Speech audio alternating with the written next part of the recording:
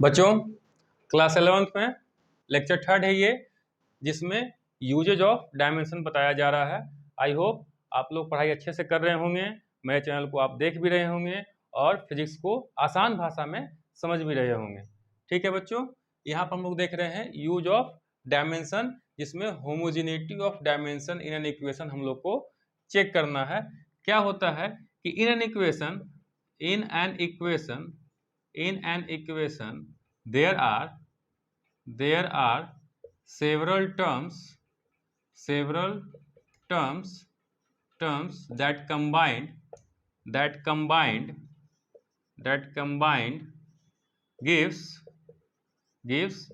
the same dimension.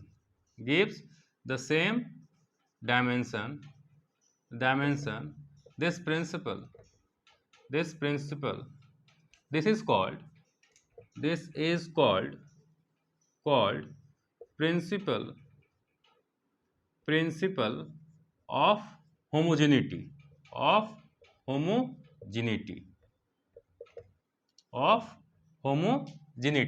ठीक है बच्चों, एग्जाम्पल हम लोग लेते हैं।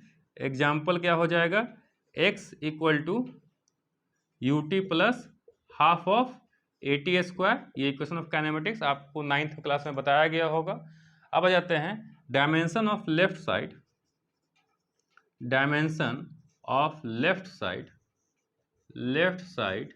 इज एल है, और यहाँ ले लेते हैं you t plus half of a t square का। यू का क्या हो जाएगा बच्चों, 9, यहाँ लिखते हैं 9। डायमेंशन ऑन राइट साइड क्या हो जाएगा बच्चों, राइट साइड का u कितना है, u का हो जाएगा मीटर पर सेकेंड, मतलब L/T इंटू टाइम का हो जाएगा t प्लस ए टी स्क्वायर। तो ये हो जाएगा a का हो जाएगा metre per second square L/T2 into T2। बच्चों L प्लस L नहीं लिखते हैं, ठीक है, यानी L प्लस L का डायमेंशन जो होगा वो क्या हो जाएगा, L ही हो जाएगा, क्योंकि यहाँ पर 2L होगा तो 2 तो कांस्टेंट है, इसको हटा दिए हम लोग, और L पर जो डायमेंशन उसी को नोट करेंगे। तो L पर डायमेंशन कितना है, 1, यानी आपका क्या है, LHS is equal to left hand side is equal to RHS, यानी ये डायमेंशनली फॉर्मूला करेक्ट है। ठीक है बच्चों, इसका नेक्स्ट यूज देखते हैं हम लोग, सेकेंड यूज। बच्चों डायमेंशन फॉर्मूला का नेक्स्ट यूज है कन्वर्जन ऑफ यूनिट्स। ठीक है, with the help of dimension we can convert one unit to the another unit। जैसे फोर्स लिखते हैं, एग्जाम्पल में फोर्स लेते हैं, force is equal to mass into acceleration. Mass का क्या हो जाएगा आपका, ऐसा यूनिट में क्या हो जाएगा kg, ऐसा क्या हो जाएगा मीटर पर सेकेंड स्क्वायर, यानी ये हो जाएगा आपका mL/T-2। ये क्या चीज में है आपका, SI यूनिट में है, यानी SI यूनिट ऑफ फोर्स आपका इतना है। और CGS यूनिट ऑफ फोर्स क्या हो जाएगा बच्चों, मास इन ग्राम, ये आपका ग्राम में हो जाएगा, ये आपका ग्राम में हो जाएगा, ये सेंटीमीटर पर सेकेंड स्क्वायर। ये क्या हो जाएगा आपका, ग्राम को केजी में लाएंगे हम लोग तो क्या हो जाएगा 10⁻³ kg, यानी m लिख देते हैं यहाँ पर, और सेंटीमीटर को मीटर में लाएंगे 10⁻², L हो जाएगा, और सेकेंड T-2 हो जाएगा, तो ये 10⁻5 mL/T-2, और ये हो जाएगा SI unit 10⁻5 into SI unit of force. ठीक है बच्चों, यानी CGS unit of force equal to 10⁻5 into SI unit of force. यानी डायमेंशन फॉर्मूला का हम लोग इस्तेमाल क्या कर सकते हैं, यूनिट को कन्वर्ट करने के लिए इसका इस्तेमाल किया जाता है। ठीक है बच्चों, इसका यूज नंबर 3 हम लोग देखेंगे। बच्चों हम लोग देख रहे हैं नेक्स्ट इसका ये use deducing relation among the physical quantities. पहले ही बताया जा चुका है कि एक इक्वेशन में सेवरल क्वांटिटीज होता है, लेकिन वो डायमेंशनली करेक्ट होना चाहिए। अब हम लोग डायमेंशन का इस्तेमाल करके उन सभी वेरिएबल क्वांटिटी जो फिजिकल है उसके बीच में हम लोग रिलेशन निकालते हैं। ठीक है, जैसे कि इसका एग्जाम्पल डायरेक्ट देख लेते हैं। मान लो ये आपका पेंडुलम है। ठीक है, ये आपका क्या है बच्चों, पेंडुलम है। इसका मास क्या है, m है, इसको बोलते हैं बॉब। ये बॉब है, ये पूरा पेंडुलम है। ये आपका रस्सी है जिसका लेंथ l है, और यहाँ पर एक्सेलरेशन ड्यू टू ग्रेविटी भी है। और ये जो है ये इस तरह से इस पाथ में क्या कर रहा है, ऑसिलेट कर रहा है। Now the time period of pendulum, time period बोलते हैं एक चक्कर लगाने में जो टाइम लगता है, that is called time period. एक ऑसिलेशन करने में जो टाइम लगता है उसको हम लोग बोलते हैं टाइम पीरियड। यानी किस किस पर डिपेंड कर रहा है, length of the rope, mass of the bob and acceleration due to gravity. ठीक है, the time period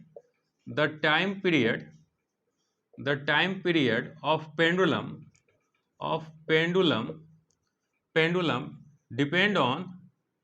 depend on the mass of the bob and mass of the bob comma length of the string string मतलब धागा, and acceleration due to gravity। अब हमें ये नहीं पता है कि किस हिसाब से किस रिलेशन में है, यानी जो टाइम पीरियड है वो डायरेक्टली प्रोपोर्शनल टू है लेंथ के, लेकिन डायरेक्टली है कि इस पर -1 पावर है कि -2 पावर हमको नहीं पता है, तो इसको a कर देते हैं। फिर मास पर डिपेंड कर रहा है तो इसको कर देते हैं mb और gc कर देते हैं। ठीक है, डायरेक्टली प्रोपोर्शनल हटाने के लिए हम लोग एक कांस्टेंट दे देते हैं k l to the power a m to the power b g to the power c। Now dimension of left side, dimension of t is time ही रहेगा यहाँ पे, पावर +1, मतलब 1 तो नहीं देंगे, आप लोग समझ रहे होंगे।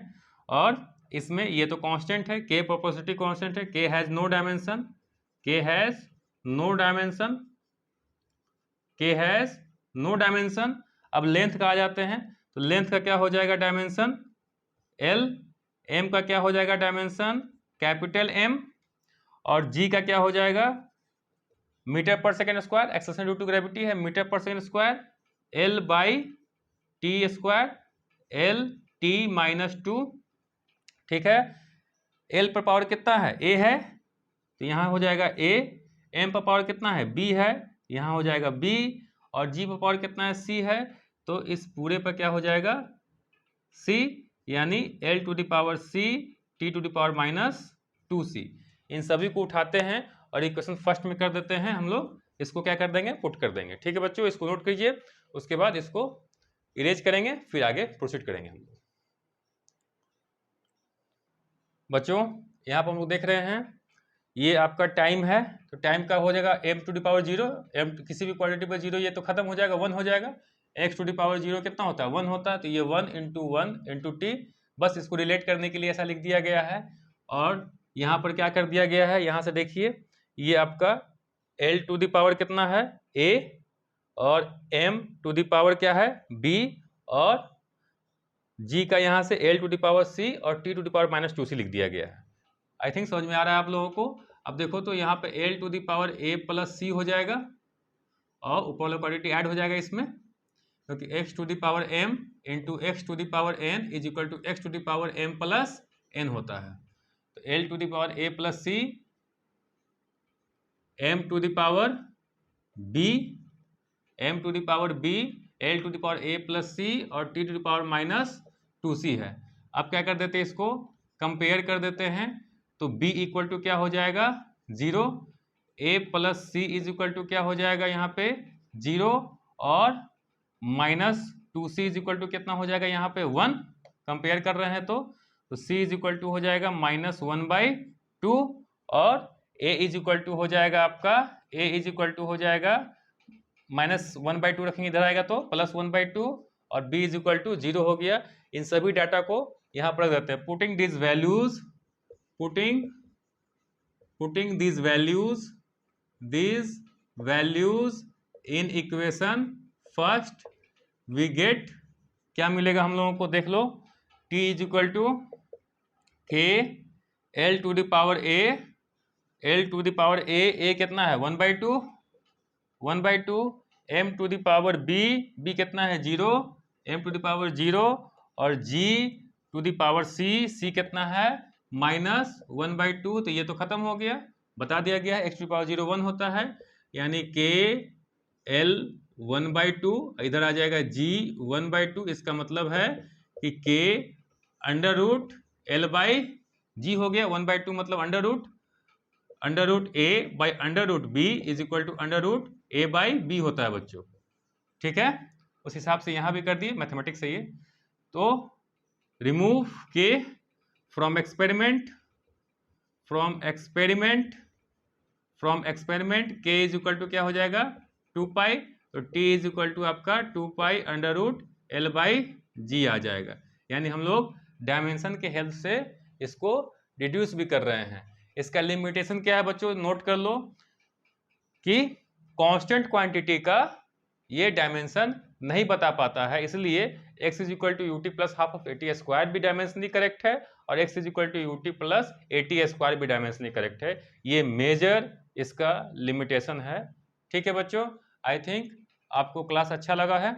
और साथ ही साथ इस पर जो बेस्ड न्यूमेरिकल है वो जो है पूरा चैप्टर कंप्लीट होने पर पूरा फिजिक्स आप जब पढ़ लीजिएगा, क्योंकि हर एक quantity having a dimension formula. ठीक है, तो जब सारे क्वांटिटी के बारे में आपको जानकारी हो जाएगी तो आप आराम से जो बेसिक आपको बताया गया है उसके हेल्प से डायमेंशन फार्मूला आप कैलकुलेट कर सकते हैं।